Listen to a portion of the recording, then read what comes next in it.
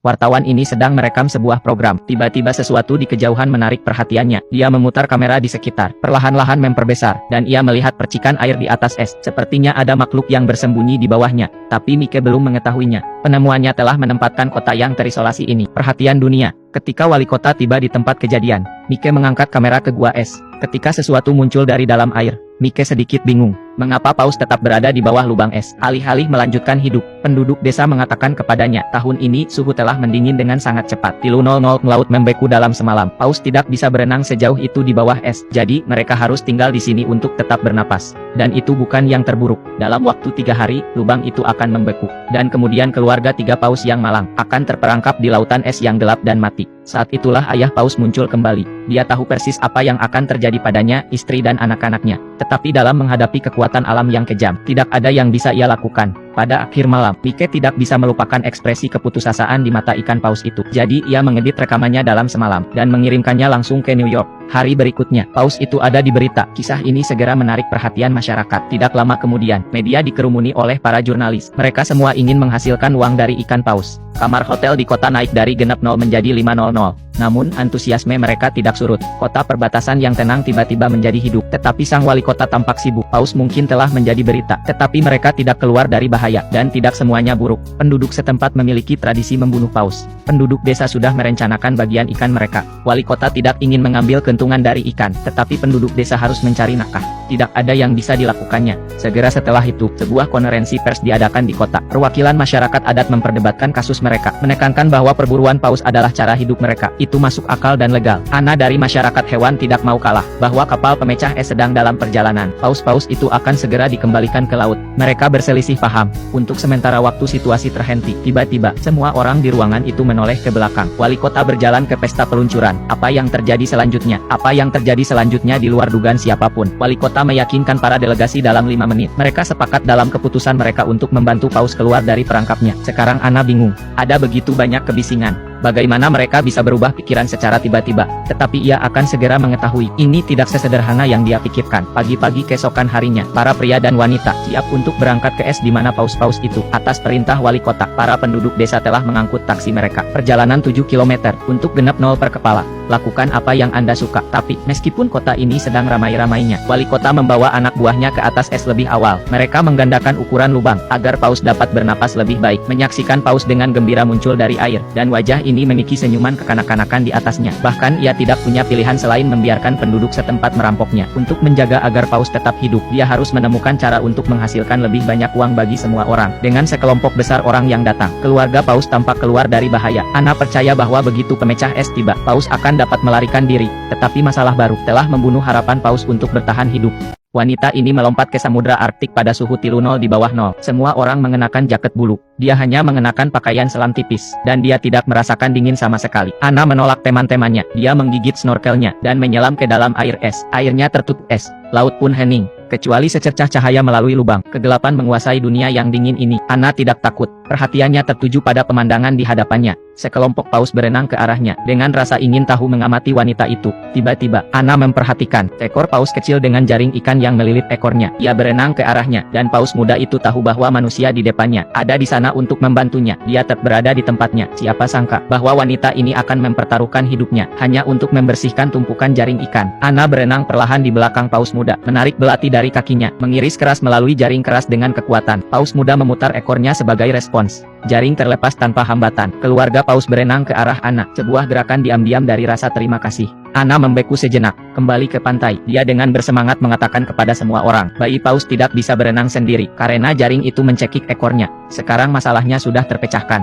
Hanya harus menunggu es pecah, dan itu saja. Tapi itu tidak semudah yang Ana pikirkan. Menjelang sore hari, suhu udara turun secara dramatis. Air di mulut gua telah membeku lagi. Keluarga paus belum makan selama 7 hari. Untuk bertahan hidup, mereka telah menggunakan semua energi mereka. Dan bukan itu saja. Kondisi paus muda belum membaik. Meskipun mereka telah terbebas dari jaring, tetapi luka di mulutnya telah memburuk. Ia juga memiliki kasus pneumonia yang parah. Kerumunan orang bingung, tetapi tidak ada gunanya. Yang bisa mereka lakukan hanyalah berdoa agar kapal pemecah es segera tiba. Larut malam, suhu telah turun hingga -45 derajat yang belum pernah terjadi sebelumnya. Gumpalan es di mulut gua semakin tebal dan tebal. Setiap pergantian udara menjadi lebih sulit. Orang-orang memecahkan es secepat. Esnya tidak cukup cepat pecah.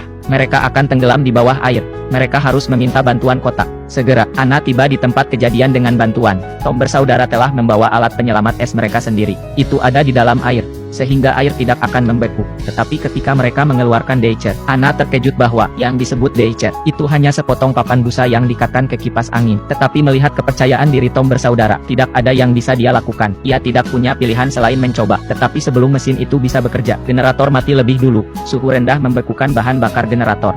Anna bergegas menelepon Mike untuk mendapatkan generator baru. Dan dalam perjalanan, generator tidak boleh dimatikan, atau akan membeku lagi. Ketika Mike tiba dengan tergesa-gesa, dia akan naik pesawat, tetapi ia dicegah untuk melakukannya, karena kabin ditutup. Asap knalpot dari generator akan mencekik orang-orang di dalamnya. Paus berada dalam bahaya. Tidak ada yang bisa dilakukan Anna. Dia mengatakan kepada pilot untuk tidak menutup palka dan terbang dalam angin dingin. Sebuah keputusan yang hampir membunuh semua orang. Di jalan, semua orang menggigil karena angin dingin. Suhu di dalam kabin minus 70 derajat. Udara yang berhembus keluar dari kabin menghantam wajah mereka, berubah menjadi embun beku putih. Tiba-tiba, pesawat meluncur. Alarm berbunyi. Semua orang sangat gugup. Kelopak mata pilot membeku. Sulit untuk dilihat. Pesawat perlahan-lahan jatuh. Anna berteriak putus asa. Mike memikirkan jalan keluar. Jadi dia mengabaikan penolakan pilot. Ia memegang kepala pilot dan mulai menjilati matanya. Meskipun prosesnya sedikit menjijikkan, tapi itu bekerja dengan sangat baik. Beberapa orang tiba di tempat kejadian. Daya disambungkan kembali. Unit penghilang es berungsi. Krisis sudah berakhir untuk saat ini. Semua orang menghela napas lega. Tetapi pemecah es itu dalam masalah besar. Bayi paus ini mencoba untuk bunuh diri. Dia menjulurkan kepalanya keluar dari air. Sekali pandang ke langit, kemudian ia tenggelam ke dalam air. Namun, manusia di pantai tidak tahu. Orang tua paus menjulurkan kepala mereka keluar dari air untuk meminta bantuan. Orang-orang menganggap ini sebagai tanda bahwa mereka siap untuk pergi. Paus-paus itu putus asa, tetapi naluri mereka untuk bertahan hidup mendorong mereka untuk mengikuti lubang yang digali oleh manusia. Orang-orang sangat senang melihat paus berangkat. Kegembiraan yang tinggi. Mereka berkumpul di pintu masuk lubang untuk menyaksikan. Dan saat itulah, Anna menyadari ada sesuatu yang salah. Bayi paus itu hilang. Ia pergi ke lubang pertama untuk mencarinya. Airnya membengkak, tetapi paus itu tidak terlihat. Anna bingung. Ia baru saja bersama orang tuanya. Bagaimana mungkin ia bisa menghilang dalam sekejap? Dan saat itulah, wali kota berbicara tentang hukum alam yang kejam untuk bertahan hidup. Bayi paus itu sangat sakit. Orang tuanya enggan pergi untuk merawatnya. Ia tidak ingin menyeret keluarganya ke bawah. Ia harus mengorbankan dirinya sendiri. Ia berhenti berenang. Ia membiarkan tubuhnya tenggelam ke dalam kegelapan laut. Anna tidak bisa menerima kebenaran. Dia berteriak kesakitan. Dia ambruk ke tanah. Kesedihan menyelimuti semua orang.